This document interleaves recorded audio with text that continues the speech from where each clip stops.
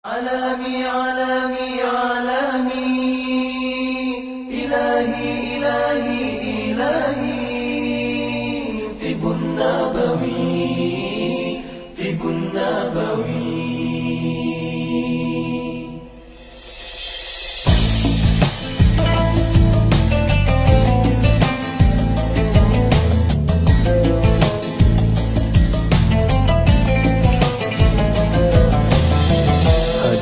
Sebuah rasa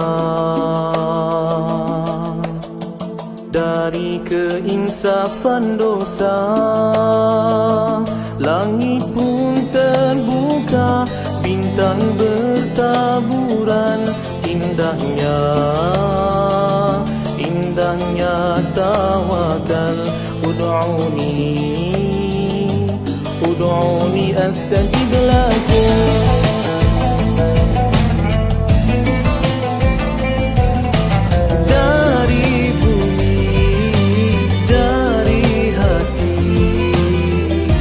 Penawar al-wahidah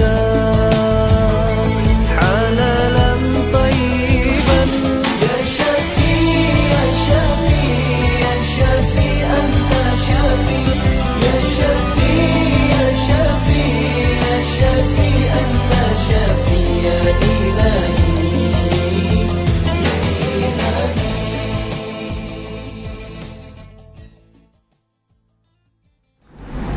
Assalamualaikum warahmatullahi wabarakatuh. Alhamdulillahirabbil alamin wassalatu wassalamu ala asyrafil anbiya'i wal mursalin sayidina Muhammad wa ala alihi wa sahbihi ajmain. Apa khabar Bapa Ibu Tuan Puan sekalian yang mengikuti program bersama dengan Pak Haji pada hari yang berbahagia ini? Alhamdulillah, di petang-petangan begini, marilah sama-sama kita mensyukuri akan nikmat kesihatan yang Allah berikan kepada kita.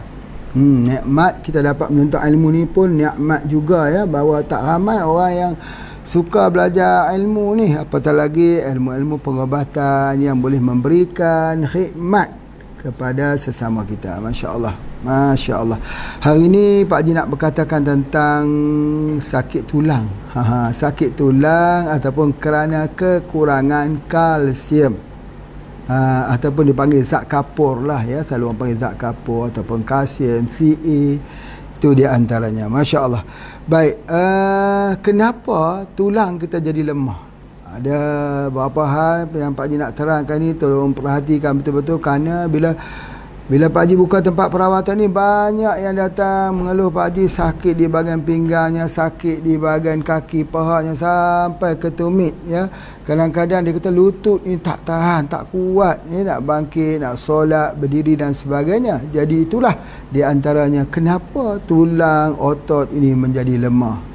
Kalau secara umum kita katakan kolagen tapi mari kita tengok ada satu lagi hal yang sangat penting, iaitu mineral kalsium. Masya Allah. Jadi oleh sebab itu tulang itu menjadi lemah kerana yang pertama ialah simpanan kalsium yang ada dalam tubuh badannya itu tak cukup. Macam kita lah, kalau kita tak cukup simpanan wang ketika kita dalam keadaan tak boleh keluar ni, lockdown ini, masalah juga. Jadi begitu juga dalam keadaan tubuh badan kekurangan kalsium Jadi pada ketika tersebut tulang akan mengalami kelemahan. Itu yang pertama. Yang kedua ialah penyakit. Ada penyakit-penyakit tertentu yang menyebabkan defisit kalsium dalam tubuh badan kita. Penyakit-penyakit tertentu nanti akan Pak diterangkan. Dan yang seterusnya, ada berlaku penuaan, premature aging di tulang dan juga sendi. Misalnya sebagai contoh, kita ni usia kita baru 35 tahun tapi tulang kita sudah berusia 60 tahun. Kadang-kadang kita usia ada baru 50 tahun tapi tulang kita dah 100 tahun dah. Itulah yang Pak nak sebutkan penuaan itu. Iaitu penuaan itu berlaku, fizik tubuh itu lebih tua daripada usia kalender. Kalau kalender kata macamlah Pak Haji ni usia kakak 70 ini, 70 pula 60 ni, betul lah 60 ini. Jadi oleh sebab itu maka rasa-rasa macam 70 tulangnya tak kuat sebagainya. Inilah yang kita nak kena fahamkan, Masya Allah. Jadi oleh sebab itu maka banyak yang jadi risiko tulang ni ialah perempuan. Yang datang ke klinik banyak orang perempuan, ceritanya pasal tulang saja.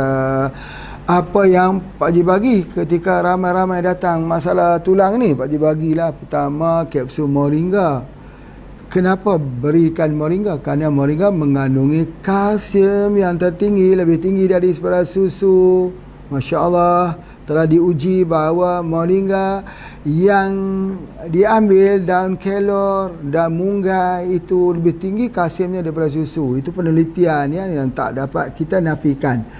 Jadi moringa ni juga dikenali sebagai raja herba, dan dikatakan ada satu tempat di Kongo orang boleh hidup berbulan-bulan tanpa makan nasi, hanya makan daripada moringa saja. Jadi zat nutrisinya sangat-sangat cukup stabil untuk kesihatan tubuh badan. Masya Allah, itu adalah di antaranya. Jadi setiap kali orang datang bertemu dengan Pak Haji akan bagi yang pertama sekali ialah moringa. Kerana apa? Kerana moringa itu ialah untuk supply kepada kalsium. Begitu juga dengan ibu yang hamil yang telah kita bincangkan, harus diberikan dengan moringa. Begitu juga dengan ibu yang selepas melahirkan anak, juga kita bagikan moringa. Jadi tulang itu ialah banyaknya resiko pada orang perempuan.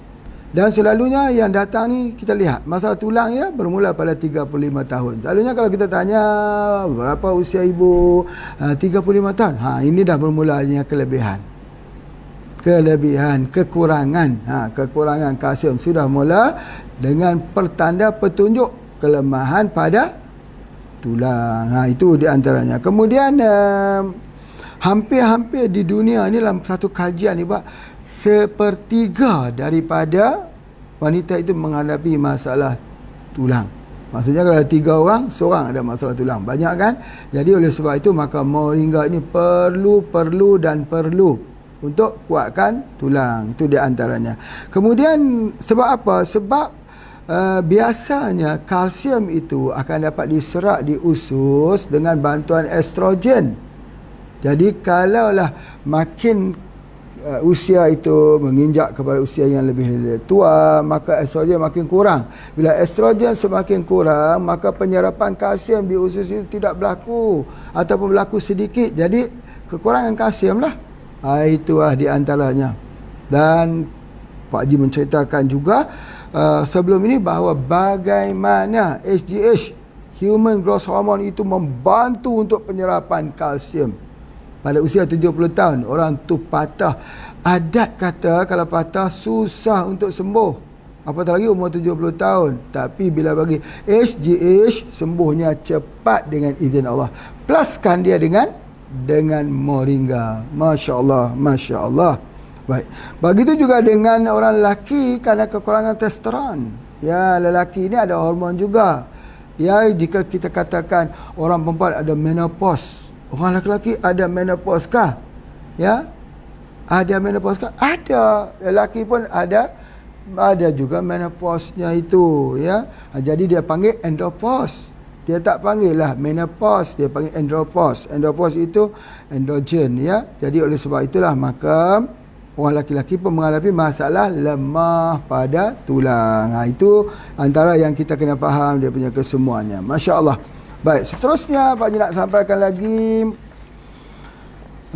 akibat sikit lagi tentang aging ni, tentang penuaan ni, tentang tulang kita jadi tua lebih pada usia kita. Itu antaranya iaitu macam mana kita nak tengok lagi. Dia jadi menopause awal lah, menopause dini awal. Jadi muda-muda belum sampai umur 55 dah menopause dah, Jadi pada ketika itu menandakan persiapan tulang akan jadi lemah. Yang kedua apa dia? Yang menyebabkan ialah kalau kita tengok dia akan rasa rendah diri.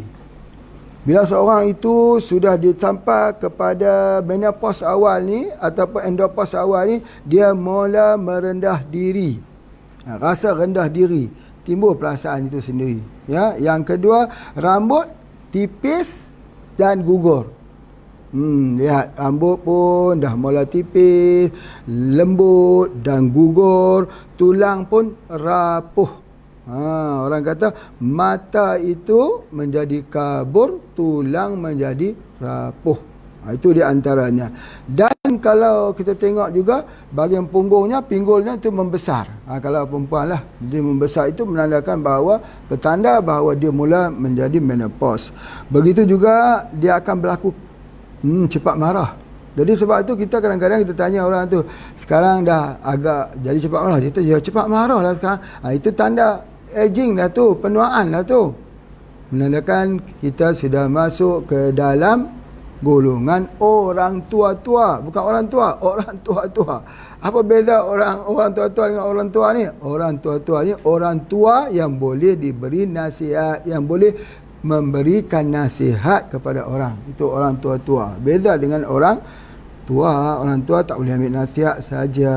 Ya, itu di antaranya. Pemarah dan pelupa.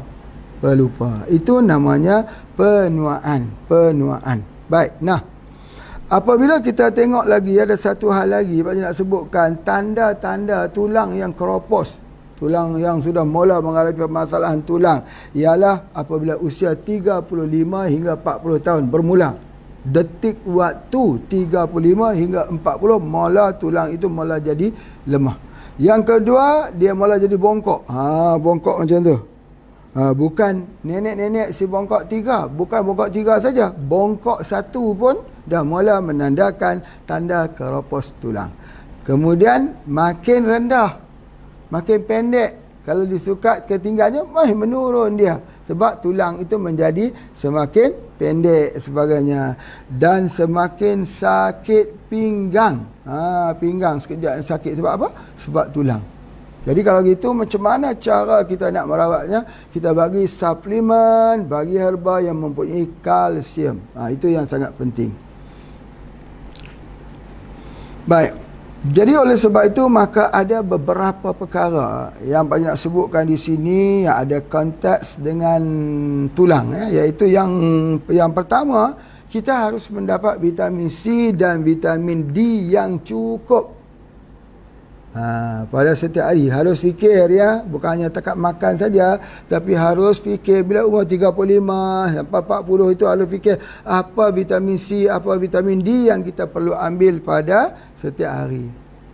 Dan begitulah juga kita kena ada kalsium, ya, kalsium, hormon yang aktif. Hormon kita yang aktif. Apa dia hormon yang aktif? Iaitu kita mengambil tambahan-tambahan hormon. Kalau kekurangan estrogen, kita ambil phytoestrogen. Kita tahu bahawa tubuh tak boleh keluar estrogen lagi dah, ya, yang mencukupi. Jadi kita ambil estrogen. Phyto namanya tumbuh-tumbuhan. Estrogen, hormon tumbuh-tumbuhan. Itu di antaranya.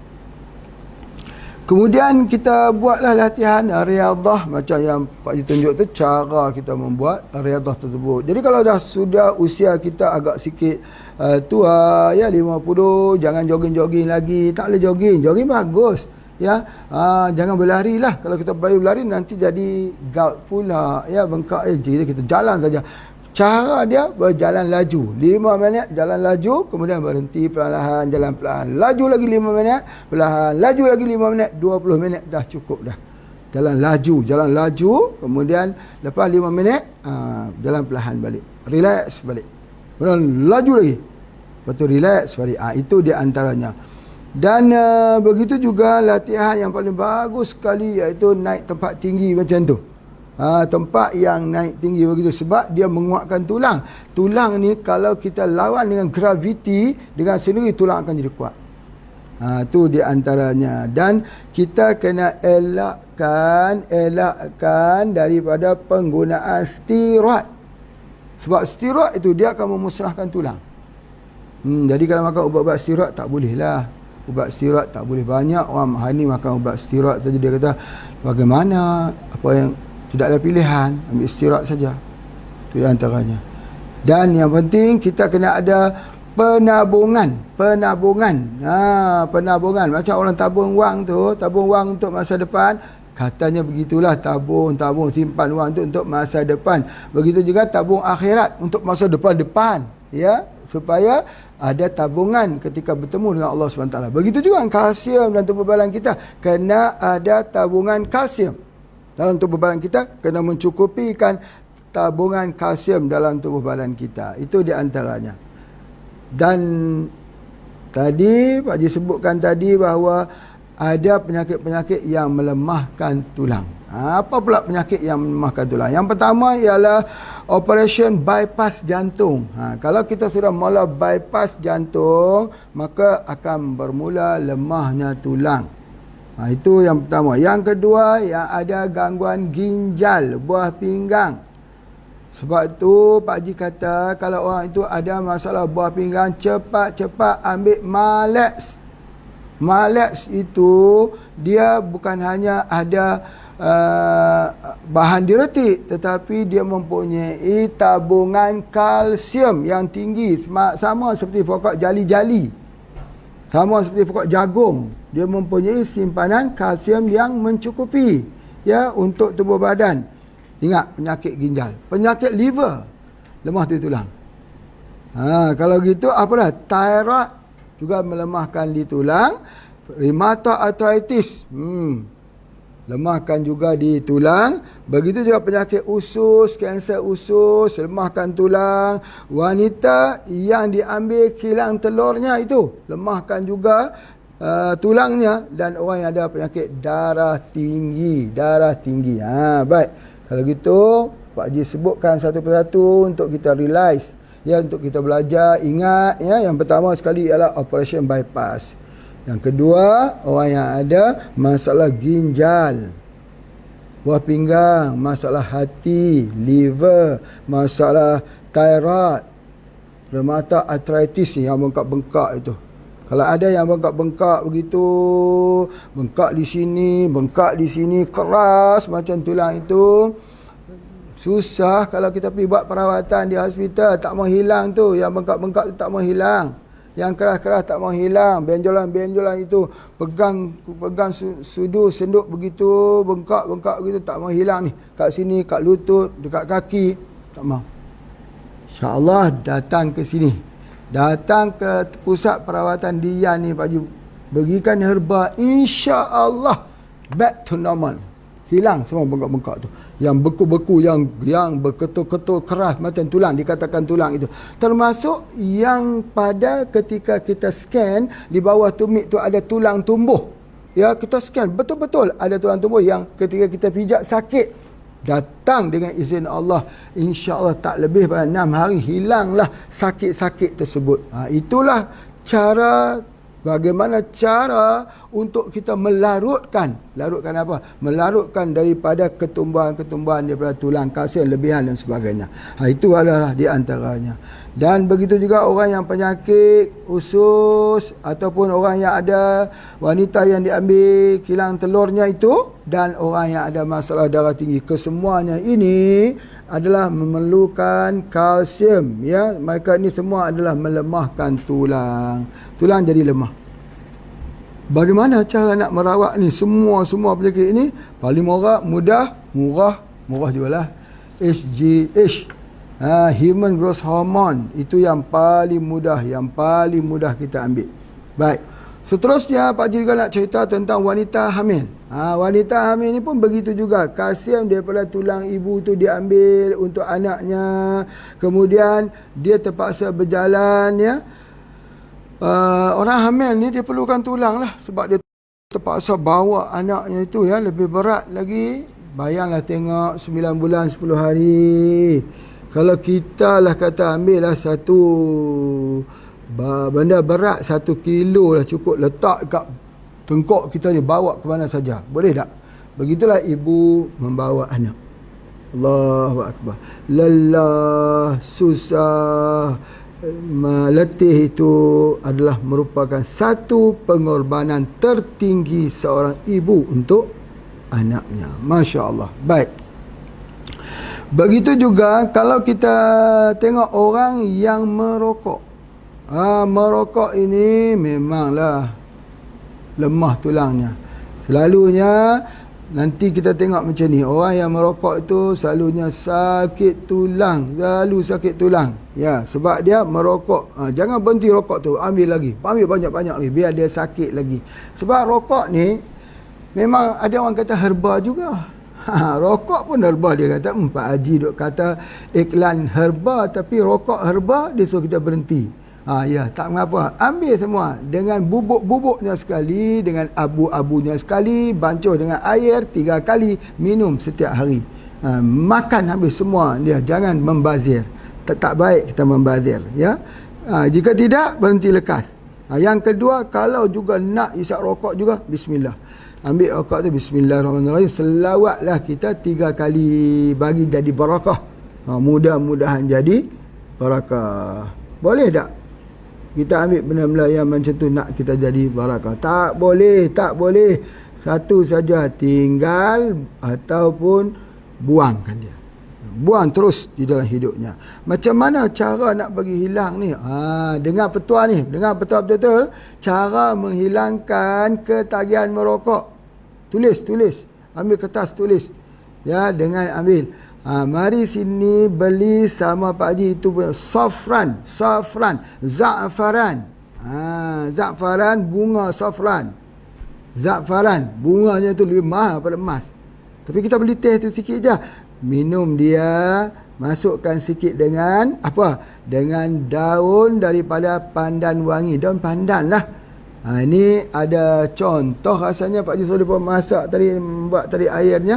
Nanti di bawah air, nanti Pak Haji tunjuk sebentar lagi bagaimana ya rupanya dan sebagainya. Dan kita tunjuk juga safran tu sebagaimana. Itu bagus untuk hilangkan rokok. Ya, supaya orang itu tinggal rokok. Ya, air safran ya, itu di antaranya. Masya Allah. Kemudian seterusnya kita kena ambil sayur-sayuran dan buah-buahan, kerana sayur-sayuran dan buah-buahan ini mengandungi phytoestrogen yang tinggi.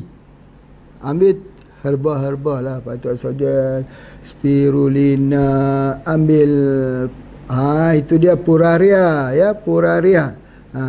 Kita tahu bahawa ubi dia adalah supply kalsium ya. Dan kalsium seperti ubi kayu, seperti ubi-ubi ya. Tetapi ubi yang terbaik ialah Puraria merifica, Puraria lobata. Itu ada dalam kopi kita, kopi Kak Fatimah. Kenapa kita suruh orang ambil kopi Kak Fatimah? Supaya di dalamnya ada ubi. Ubinya nama apa? Puraria. Ambil Puraria. Dan di dalamnya bukan hanya ada puraria, tetapi ya dia ada phytoestrogen yang tinggi. Kacang soya, kacang hijau, kacang panjang, semua ada sumber kalsium. Ya, spirulina, moringa. Tapi yang tertinggi apa? Puraria. Puraria merifica, Puraria lobata. Jadi Pak Haji masukkan dia di dalam satu produk kapsul namanya Puraria. Atau masuk dalam ubat kopi namanya kopi Kak Fatimah. Kopi Kak Fatimah tu ada Puraria. Puraria ini kalau kita makan dia jadi ubat yang paling baik untuk dapat rehat. Minum setiap hari, tidur berkualiti, tulang jadi keras. Bukan macam besi, bukanlah ada lentur-lentur lah, tapi keras dan kuat. Biasanya orang, minta maaf ya, bila sudah menopause kerana kekurangan estrogen, kalsium jadi lemah. Kita programkan dengan minum kopi Kak Fatimah, tulang tidak jadi lemah, tulang tak jadi susut, tulang tak jadi pendek, badan tak kembang. Itu yang paling penting tu.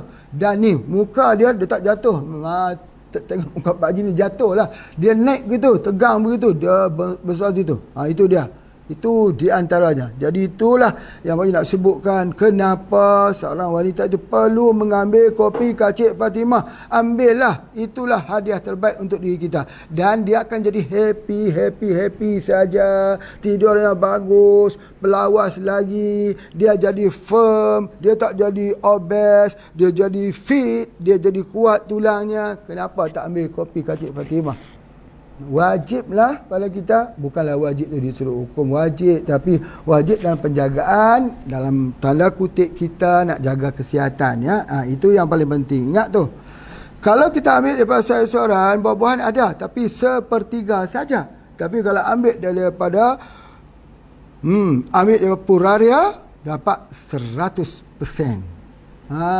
Kalau spirina adalah 80%, kalau kacang soya 50%, kalau sayur-sayuran lain 1/3 30%, ini dapat full support.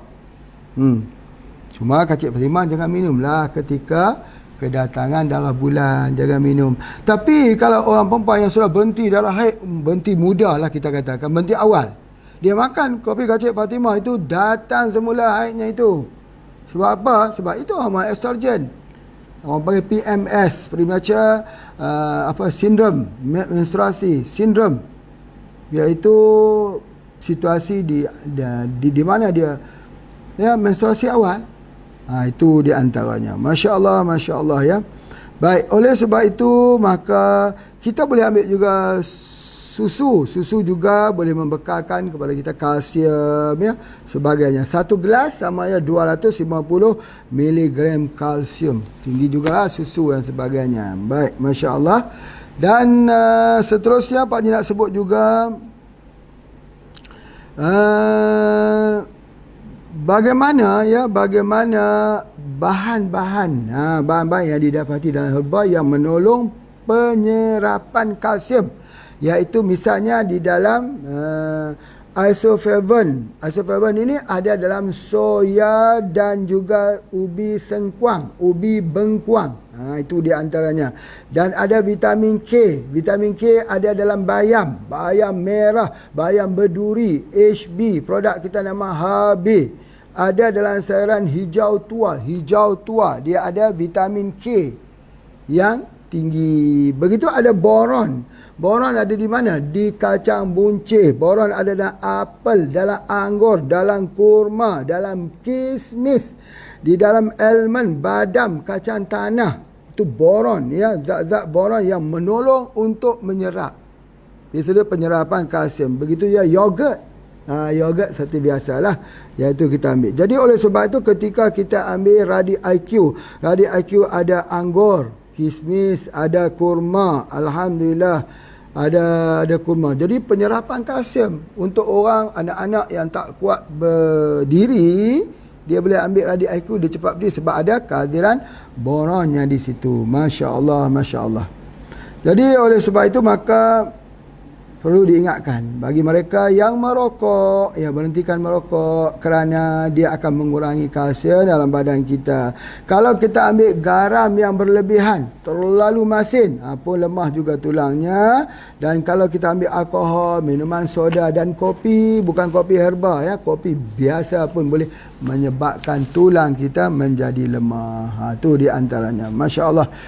Ini dia Pak Haji tadi cerita pasal labu ya, pasal labu. Nanti kita akan tambah bincang nanti insya-Allah. Baik, kita berhenti dulu untuk berikan masa pada iklan. Silakan.